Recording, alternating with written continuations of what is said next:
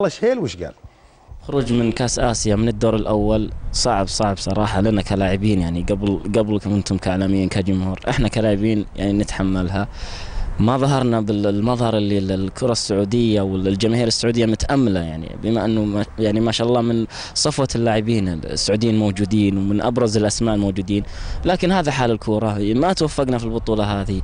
ما ادري وش اقول لك يعني، بس صراحه كان خروج مرير، ويعني الصدمه الى الان يعني حتى ممكن لو نطلع انا وياك شوي يشوفون ممكن الجماهير وهذا انه بيرجعون يتكلمون عن المنتخب، فالى الان يعني بس ان شاء الله باذن الله انه راح ياثر عليكم عبد الله في الدوري؟ لا مو بانه مثلا تاثير ممكن نفسي لكل واحد، يعني تاثير شخصي يعني، لكن ان شاء الله باذن الله انه يعود الدوري السعودي قوي، وان شاء الله يعود المنتخب السعودي كما عاهدنا ان شاء الله.